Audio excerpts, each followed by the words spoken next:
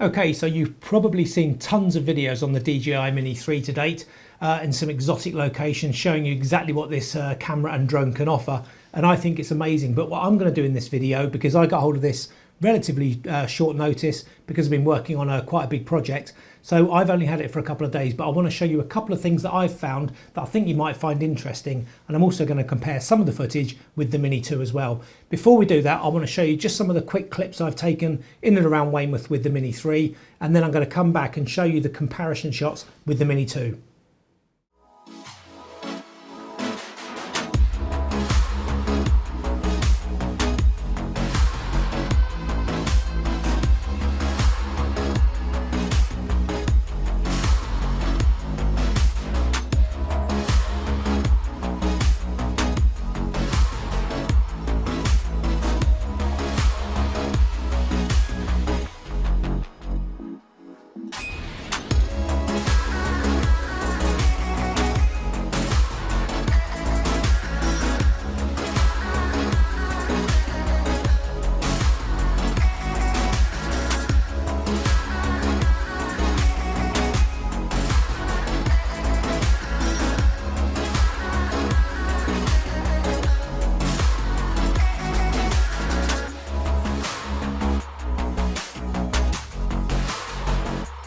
Okay, so we all know it's a pretty good drone. It does some amazing footage and stills.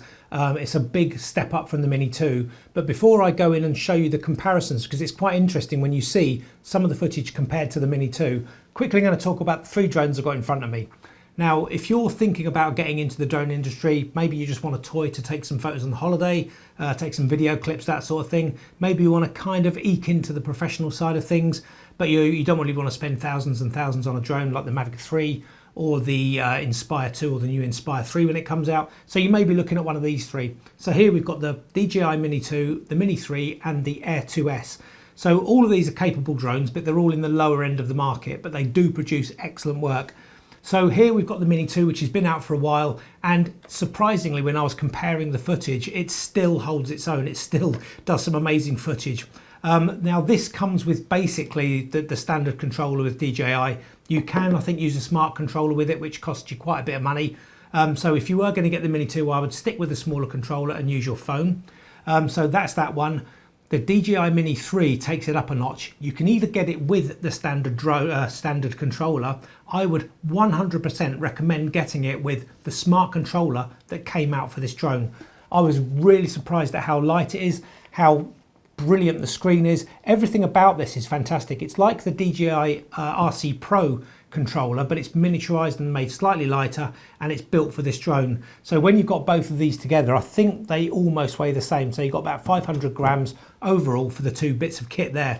I was really impressed with this. Amazing. Then you see I've got this huge contraption here, the Air 2S. Fantastic drone. It's a lot heavier, so when it's in windy conditions it may hold its own a little bit better than the other two. But what I've got with this is the standard controller with the Air 2S, but I've also got a Triple Tech Pro 8-inch monitor because I like to be able to see really brightly outside. It's a fantastic screen. It's huge and it's very bright, so I can use this in direct sunlight.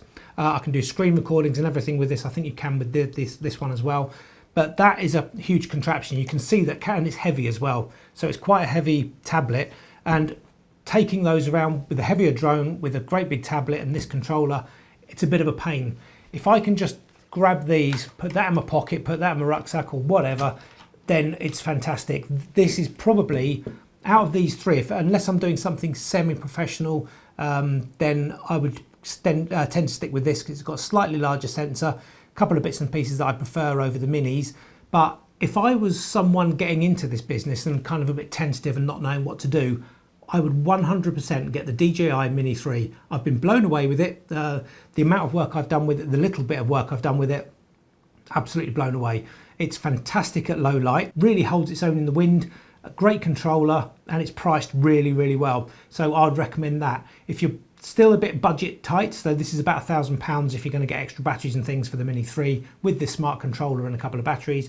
You're looking at around £1,000, maybe 1,100. You can pick up now that this is out, you can get a Mini 2 with a decent controller and a few batteries, maybe 4 or 5 batteries for a lot cheaper, maybe in the £450 range, maybe a bit less. So if you're budget strapped, definitely go for this. It's still a really capable drone. If you can afford it, get the Mini 3, it's fantastic. If you're looking to go a bit more professional, I would actually possibly skip the triple tech. I would get the Air 2S with the smart controller, the DJI Smart RC Pro, if you've got a bit more budget. So that's just my opinion on those 3 drones, because they're all entry-level drones from DJI. Now I'm going to show you quickly a comparison with some of the clips you just saw with the DJI Mark II, the Mini 2. So here you can see I tried to get exactly the same shots going up past this house to show Weymouth in the background. Now I'm going to pause the video in a second because you're going to see something interesting. So we're going to switch to a photo. It's going to stop, and it's going to stop to a screen grab there. So you can see on here now there are some differences between the 2 drones. Now this is f2.8, this is 1.7. Now I found if I shoot anything close up with this, you have to touch focus. So this one is just an autofocus. You can't do anything with the focus. You can't touch the screen or anything to get it in focus. It is what it is. Everything's in focus and that's it. With the DJI Mini 3, it's similar to the Air 2S, so it's touch focus. Sorry, similar to the Mavic, you touch focus. So you tap the screen, wherever you tap, it will focus on. And that's really important. If you're going to buy this, you need to remember that, because I did some shots of myself close up with the Mini 2. You can see on the screen now. So actually, I'll leave it for the video. On the Mini 2, everything's in focus, but with the Mini 3, when I was closer up, the background was completely blurred. So if I hadn't tapped the screen on me, then the background would be in focus and I would be blurred. You've really got to pay attention. If you're going to use this for things like roof inspections, you can't just take off and then, like you would with the Mini 2, and expect everything to be in focus. You'd have to tap every time you're doing a shot of a part of the roof, have to tap on the bit you want in focus. It's something you really have to remember, so just bear that in mind. But with that in mind, you can see on here, we've got the Mini 2 on the left and the Mini 3 on the right. Now, if you go to the right-hand side and down about 2/3 to 3/4, you can see some orange parasols outside a pub. Now, if you look really closely at the screen, because this is in 4K, you'll see that the Mini 3 is slightly less focused than the Mini 2, which I found really surprising. And if you go down a bit further from those orange parasols to the kind of bushy tree below them, you'll see it's the same there. The Mini 3 is slightly out of focus as opposed to the Mini 2. Now, I was flying really slowly. Both had exactly the same settings, 50th of a second, with the aperture wide open at 2.8 and 1.7. They both had an ND filter on, and everything else was the same. The white balance, everything was exactly the same. So my only thing I think it might be is that maybe the filter is slightly faulty on here, but I did see it a few times, and it also could be to do with the 1.7 aperture. So if I tapped somewhere in the middle of the screen, it may just be something to do with that wider aperture, because you can see the main chimney there is well focused on both photos.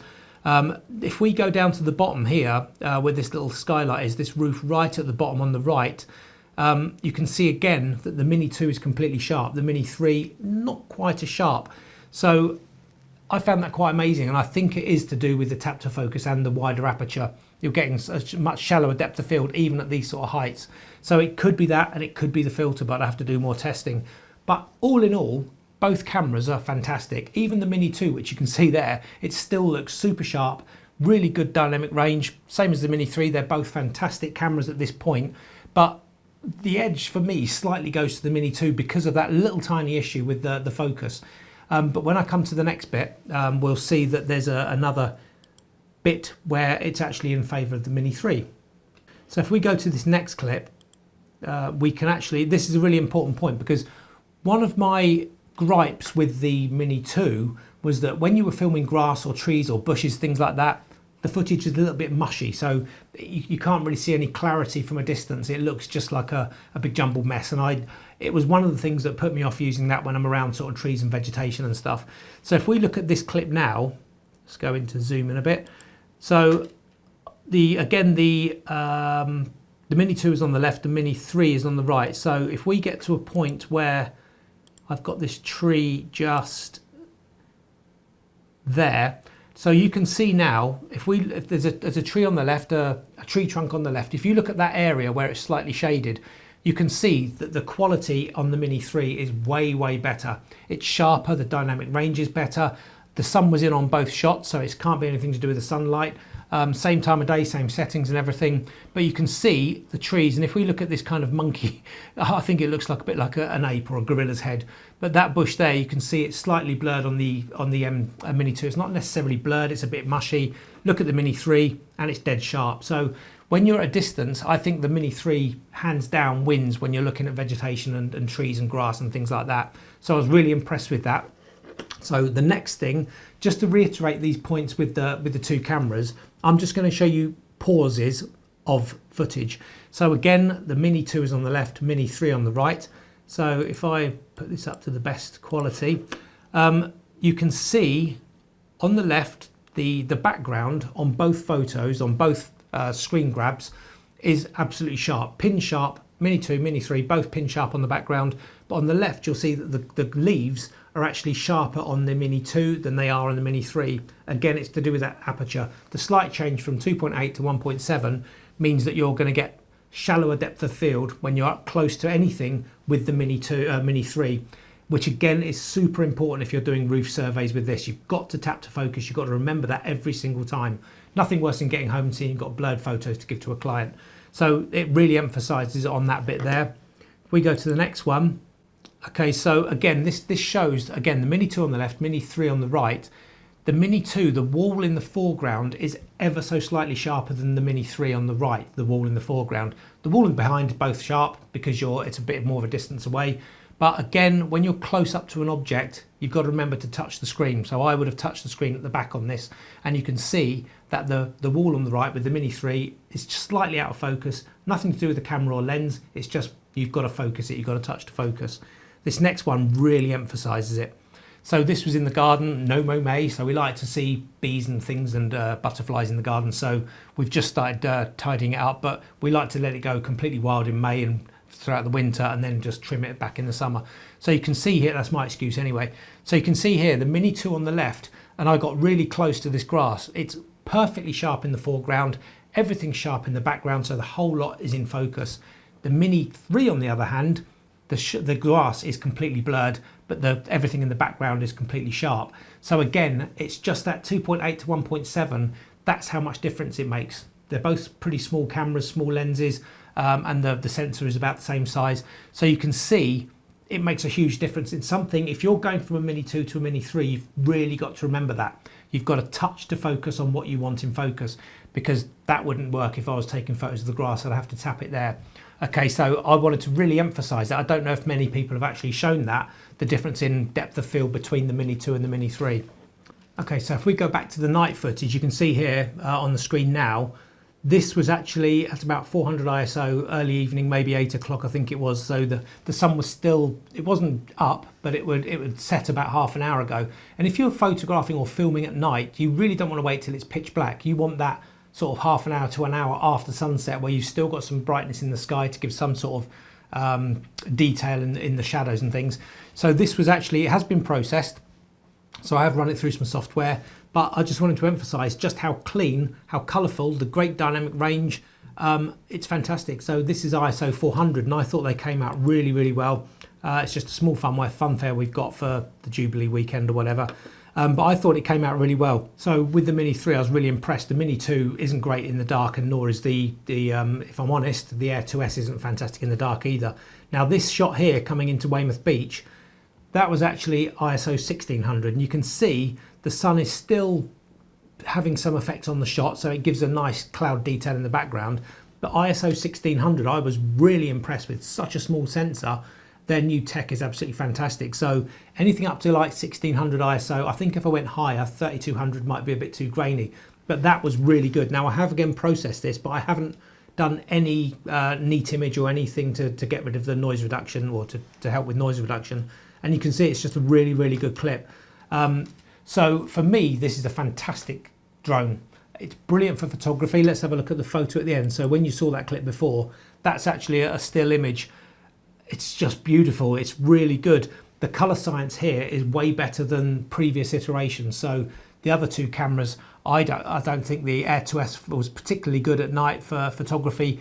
This now, the sensor must be based on the Mavic 3, because I'm getting the same sort of colors dynamic range and sharpness as the Mavic 3, so really impressive. But you can see there, the colours look really good. You've still got a bit of detail in the sky behind. It's just fantastic. And yes, I have worked on the raw photo, so I just wanted to show you the best you can kind of get from this camera at night. There's no point in showing you the raw photo, because I want to show you a process to what you can actually get with this camera. Really impressed with that photography, so be great for a big print and things like that. So yeah, very impressed. The last thing I want to talk about quickly, because I'm going to keep this short like I said, is the time-lapse feature. So with hyperlapse, I love hyperlapses, I do a lot of them, and you can see here, this is the hyperlapse I did. Now this was on a very, very windy day, and I think I was 100 meters up, and I was getting the warning saying return to home won't work because it's too windy, think about landing soon. And it was really, really windy, especially that high up. But you can see the footage is absolutely super stable.